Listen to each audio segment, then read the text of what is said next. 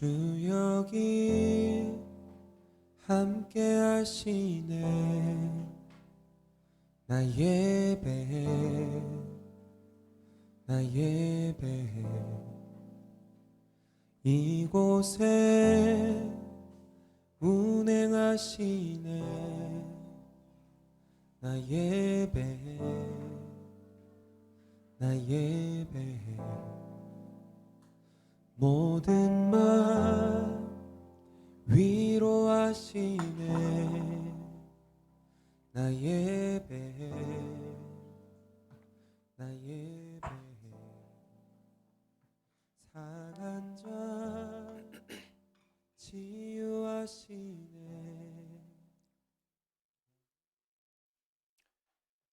네, 반갑습니다. 한 번 더 인사하실까요? 예수님의 이름으로 사랑합니다. 예수님의 이름으로 환영하고 축복합니다. 반갑습니다. 네, 네. 오늘 본문 들어가기에 앞서 지지난주 이제 설교 중에 오류가 있는 것을 교정을 좀 해야 됩니다. 이제 뭐냐면 지지난주 설교에서 그 아합과 이세벨의 딸이었던 아달랴가 이 남왕국에 시집을 와가지고 아주 그냥 3대를 멸망시킨 이야기를 전했었죠. 그러니까 이제 다윗 왕가에 아달랴라고 하는 이세벨의 딸, 그 아합 집안의 피가 이제 섞이게 됐다고 했습니다. 그죠? 근데 거기까지는 좋았는데 제가 실수로 예수님의 피, 예수님의 유전자에도 아달랴의 피가 있다. 근데 그건 있을 수 없는 일이죠. 왜 그렇습니까? 예수님은 남자의 자손이 아니라 여자의 후손입니다. 여자의 자손. 그러니까 예수님은 성모 마리아를 통해 가지고 성육신 하셨죠. 그죠? 그러니까 다윗 왕가에 태어나기는 했는데 아빠가 요셉이기는 하지만 어떻게 보면은 진짜 아빠가 아닌 거죠. 그 혈통으로 이제 그 집안에 이제 들어가신 거죠. 그래서 예수님은 성육신 하신 분이시라서 아달랴와는 전혀 관계가 없는 분입니다. 근데 제가 너무 이제 예수님이 다윗의 후손이라는 거에 꽂혀가지고 제가 말 실수를 했어요. 그래서 이 점을 고치시고요. 그리고 이 부분은 사실은 창세기에서 사탄 마귀가 우리 사람들을 유혹해가지고 넘어뜨렸을 때 우리 주님께서 이 뱀에게 사탄 마귀에게 저주를 하신 것 중에 하나가 그거죠. 이제 여자의 후손과 너를 원수가 되게 하시겠다고. 여자의 후손이라고 분명히 하겠죠. 그래서 여자의 후손이 바로 뱀의 머리를 깨뜨리고 뱀은 또 그 여자의 후손의 발꿈치를 상하게 할 거라. 그게 바로 원시복음이라고 부르는데 그때 남자의 후손이 아니고 여자의 후손인 이유가 나중에 수천 년 후에 이루어질 그 일로 바로 성모 마리아라고 하는 여성의 몸을 빌어서 하나님이 세상에 오신 거기 때문에 그 예언이 성취된 겁니다. 할렐루야. 네, 그래서 저 같은 사람도 실수할 수 있습니다. 네, 너무 한쪽에 꽂혀버리면 놓쳐버려요. 네, 그래서 그거 곧 수정하니까 절대 이제 그 오류와 갖지 마시고요. 자, 오늘 말씀으로 함께 가겠습니다. 오늘 말씀 우리 열왕기하 4장 8절 말씀입니다. 우리 열왕기하 4장 8절 말씀을 함께 보도록 하겠습니다. 시작. 하루는 엘리사 선지자가 수넴에 이르렀더니 거기 한 귀한 여인이 저를 간권하여 음식을 먹게 한 거로 엘리사 선지자가 그곳을 지날 때마다 음식을 먹으러 그리로 들어갔더라. 아멘. 네, 오늘은 천국 장자의 길 5번째 이야기인데요. 본문은 열왕기하 4장의 엘리사 선지자와 수넴 여인에게 일어난 이야기입니다.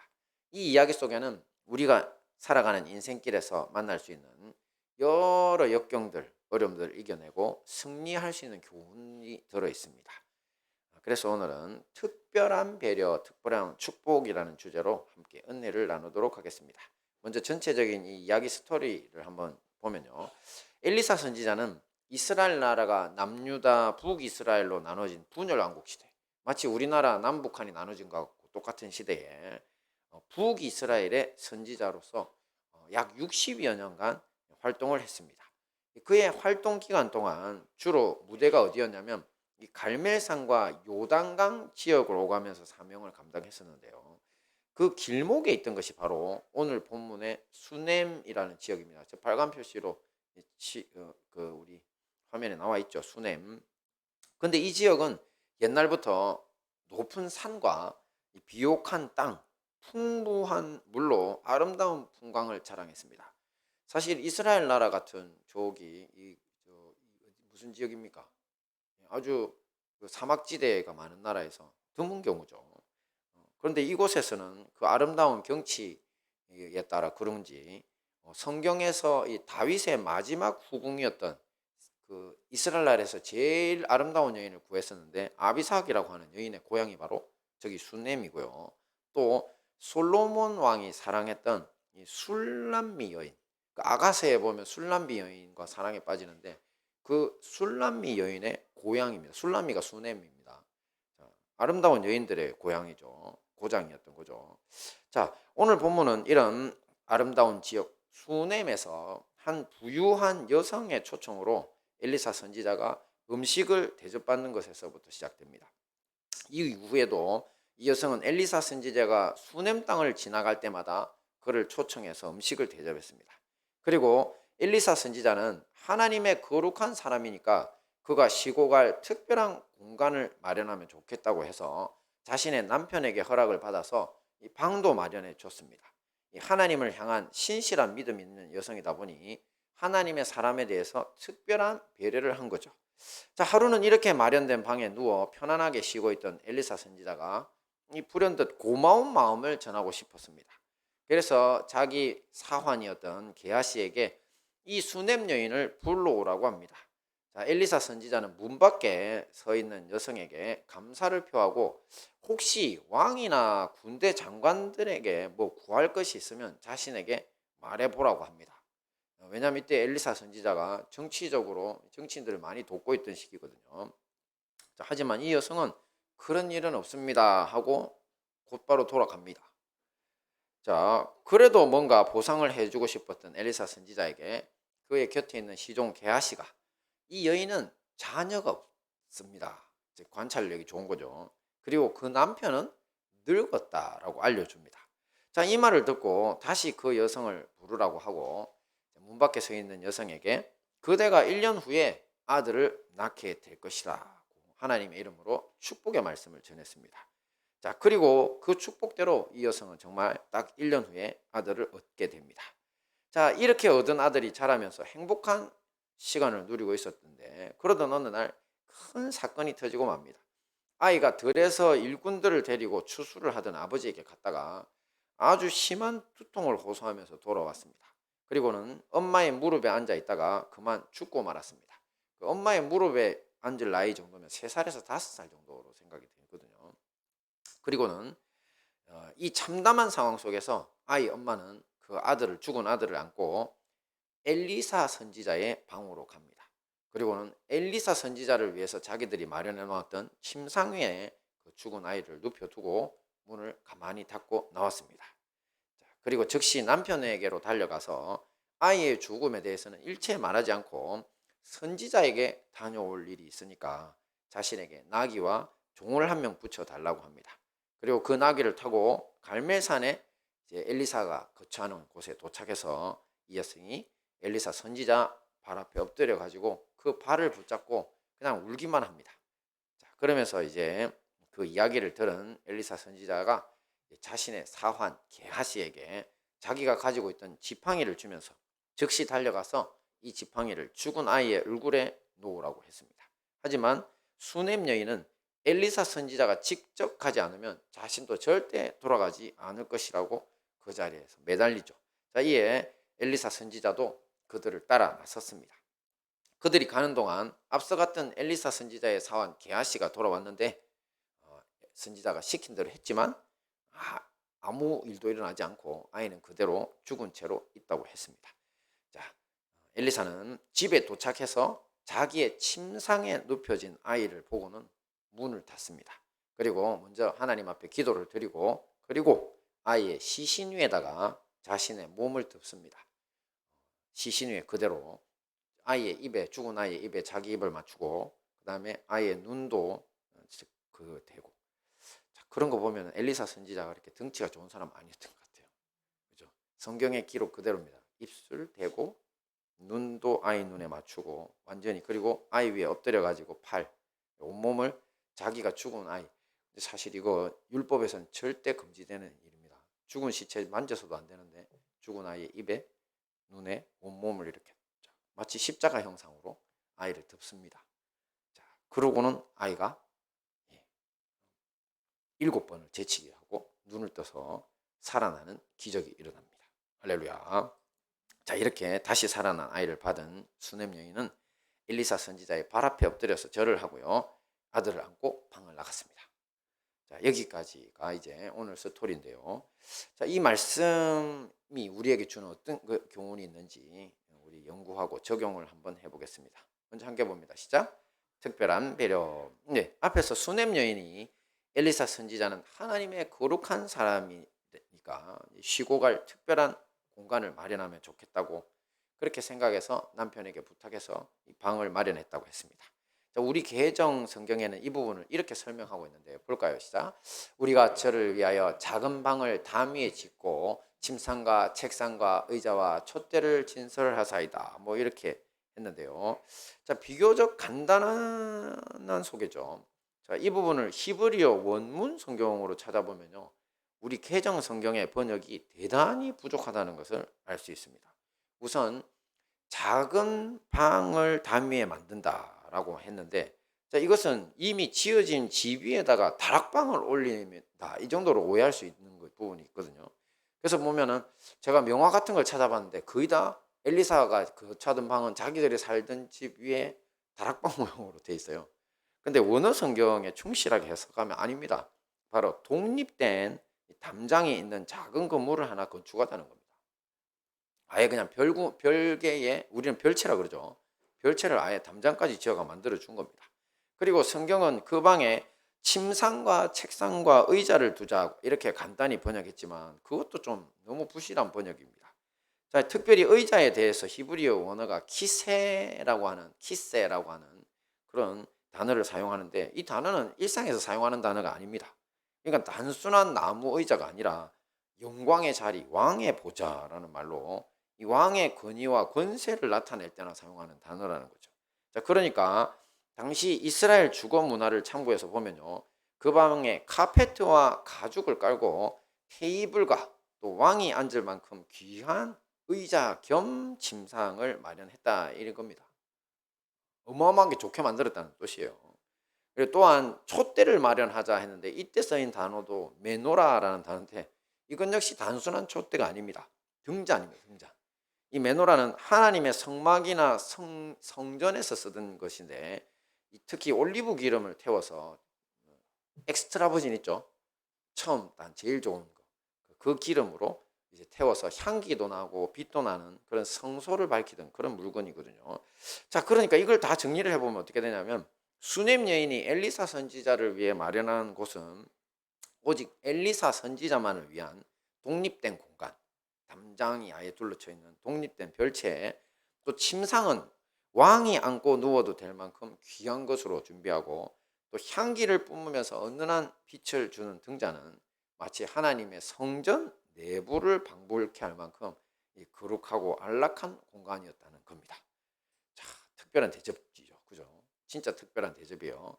자, 엘리사 선지자는 이렇게 마련된 거처에서 선지자 사역을 위해서 오고 가는 길마다 음식을 대접받고 또 이렇게 안락한 침상에서 편히 쉬면서 힘을 얻게 됩니다. 자, 이 부분에서 많은 목회자들이 공감을 하는 것 같습니다. 이 목회라는 것이 외롭고 힘든 일이라서 이제 영적, 육적, 정신적 탈진이 극심할 때가 있습니다. 자, 그럴 때 마땅히 쉴 만한 곳도 없고 마음을 터놓을 만한 변변한 친구도 없다고들 합니다. 자, 현대 목회자들이 이렇게 엘리사 선지자 이렇게 이야기를 하는데, 참 엘리사 선지자 시대는 참 더했겠죠. 그 시대는 어떤 시대였냐면 사실 우상 숭배가 만연한 시대. 그래서 배도의 땅, 선지자들을 핍박하고 죽이기까지 하던 시대죠. 자, 그런데 이런 특별한 쉼, 충전의 장소를 제공해 주는 사람을 만났으니 엘리사 선지자의 마음이 얼마나 감사하고 또 축복의 마음이 될 수밖에 없었겠습니까? 자, 이 같은 마음은 우리 하나님이 주시는 마음이죠. 하나님은 사명을 감당하는 모든 종들을 사랑하시고 그들이 위로받고 힘을 얻기를 원하십니다. 할렐루야. 예수님도 이 점을 분명히 하셨습니다. 함께 봅니다. 시작. 선지자의 이름으로 선지자를 영접하는 자는 선지자의 상을 받을 것이요 의인의 이름으로 의인을 영접하는 자는 의인의 상을 받을 것이요. 그렇습니다. 그러니 우리도 수냄 여인을 본받아야 합니다. 자, 주변을 둘러보시면요, 꼭 전문 목회자가 아니더라도 하나님 나라를 위해 수고하는 이들은 참 많습니다. 자, 우리가 이런 분들을 하나님의 거룩한 사람들로 보고 수냄 여인처럼 특별한 배려로 섬길 때 그곳에 특별한 축복을 받을 수 있는 길이 열리게 된다는 겁니다. 할렐루야. 자, 그리고 이번에 다음 봅니다. 시작.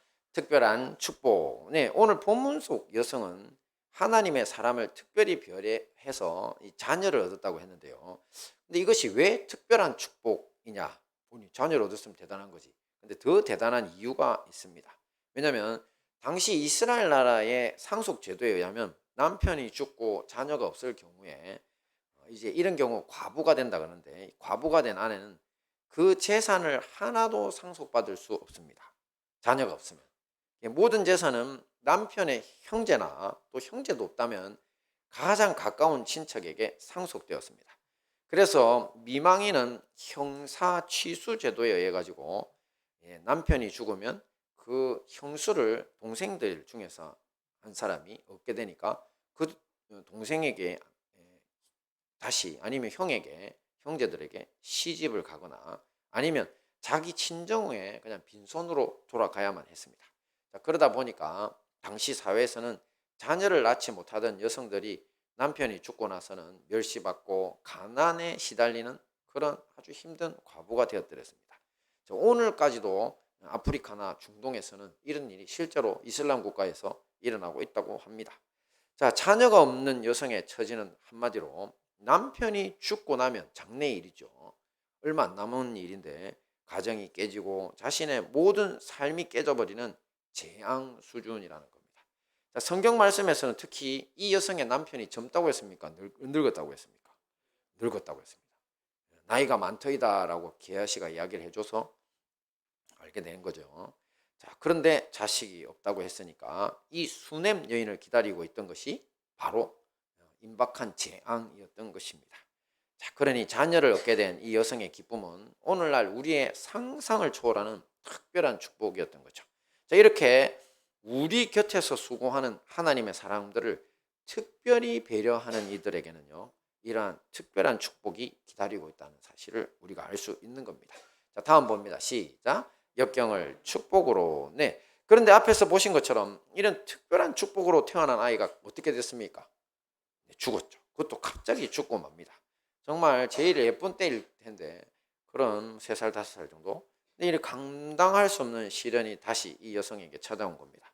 하지만 이 아이를 다시 살려서 돌려받는 과정 속에 오늘날 우리에게도 해당되는 역경을 이겨내고 승리하는 비결이 또 숨겨져 있다고 할 수 있습니다. 함께 봅니다. 시작. 거룩한 처소. 네. 들판에서 일하는 아빠를 보러 나갔던 아들이 돌아와서 두통이 심했다 그렇죠. 이 한나절 만에 자신의 무릎 위에서 죽다니 얼마나 이게 기가 막힌 일입니까? 그러면 보통 일반 여성은 이성을 잃겠죠. 하지만 놀랍게 이 수냄 여인은 이성을 잃지 않고 생명의 길을 찾아 났습니다. 생명의 길을 알고 있었다는 거죠. 그것은 다름 아닌 자신이 하나님의 사람을 위해서 마련한 특별한 또 거룩한 처소였습니다. 자, 그곳으로 죽은 자녀를 안고 들어가서 하나님의 사람의 침상 위에 아들의 시신을 눕히고 나옵니다. 자, 그리고 갈멜산에 있는 엘리사 선지자에게로 달려가 그를 모시고 돌아왔죠. 그래서 이 아이는 결국 다시 살게 됩니다. 자, 깊이 한번 생각해 보시면 앞에서는 하나님의 사람을 위해 준비한 이 거룩한 방, 그죠? 자기가 특별히 배려를 해줬던 거죠. 그것 덕분에 이제는 아들을 얻는 축복도 얻었었고 이제는 얻은 아들이 죽는 더 큰 역경을 이겨내는 그런 통로가 된 거죠. 이 거룩한 방 덕분에. 그것도 하나님의 사람의 침상에서. 자, 이 부분을 보면서 저는 진짜 수넴 여인 대단하다는 생각했습니다. 어떻게 자기 죽은 아들을 엘리사의 침대에 누워 놓을 수 있을까? 그죠? 엘리사 보고 책임지라는 소리죠. 죽은 아이. 그러니까 엘리사가 와가지고 어떻게 합니까? 자기 생명하고 바꿔달라고 했던 것 같아요. 주님 앞에. 그 여성의 마음을 아니까. 그래서 예수님처럼 자기 생명하고 바꾸려고 아이의 입에다 자기 입을 대고 그 위에 올라갔던 겁니다. 할렐루야. 자, 이것을 우리 삶에 적용해 보면 엘리사 선지자는 예수님, 수넴 여인은 우리 성도들이라고 할 수 있습니다.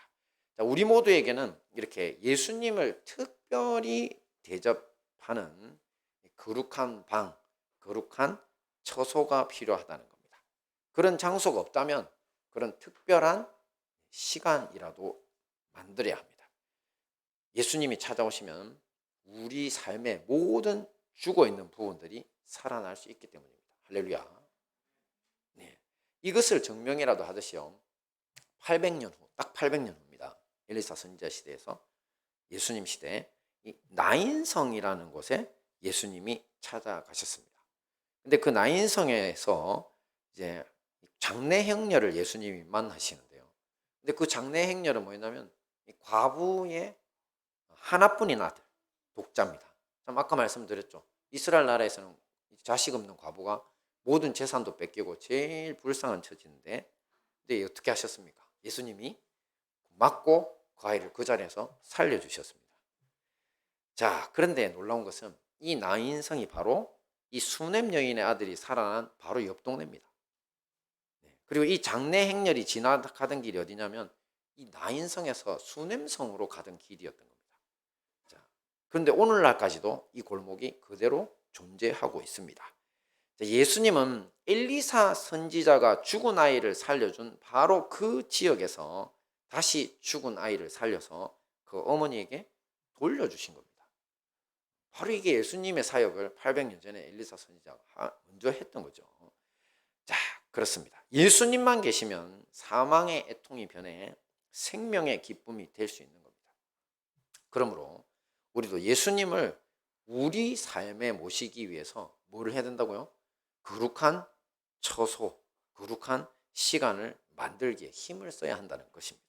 이 역경을 축복으로 바꾸는 길이 바로 여기에 있습니다. 여러분들이 교회를 그렇게 오래 다니셨는데도 만약에 여러분들의 역경을 이기지 못하고 있다면 이유가 거기에 있는 겁니다. 여러분이 예수님을 특별히 대접하는 공간이 없기 때문이라는 거죠. 자, 다음 봅니다. 시작. 오늘의 역경은 내일의 축복의 통로. 네, 이렇게 하나뿐인 아들이 죽는 큰 시련을 이겨내고 다시 그 생명을 찾은 축복은 한 번으로 그치지 않습니다. 자, 어떤 일이 더 있었냐면 이 사건 뒤에 보면 얼마 지나지 않아서 엘리사 선지자가 이 여성을 부릅니다. 그리고 뭐라고 알려줬냐면 여호와 하나님께서 앞으로 7년 동안 이 우상숭배 온갖 부도덕으로 더럽혀진 이 북이스라엘 나라를 가뭄으로 쳐서 벌을 내리시기로 결정하셨다. 그러니까 온 가족과 함께 가뭄을 피할 수 있는 지역으로 가서 7년이 지난 후에 돌아와라, 이렇게 살 길을 알려줍니다. 그래서 온 가족들이 가뭄에도 견딜 수 있는 바로 이웃 나라였던 블레셋으로 떠나서 7년간을 살다가 돌아옵니다. 그런데 이제 문제가 발생합니다.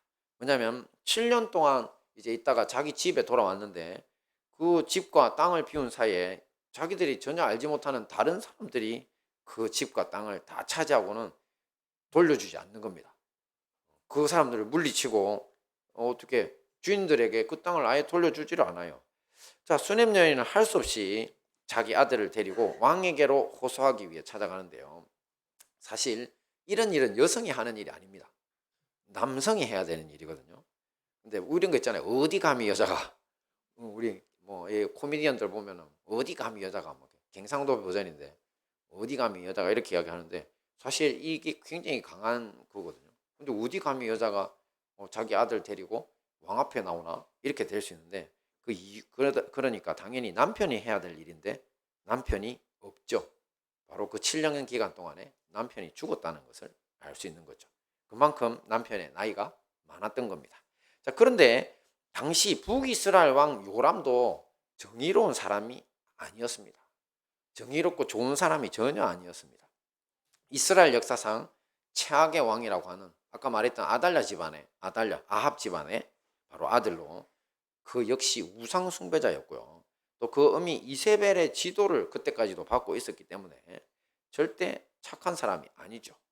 자, 나중에 이 아합 왕가는 바로 이 요람이 예후에게 살해당하면서 멸망하고 맙니다. 마지막 왕이었던 거죠. 아합 가문에.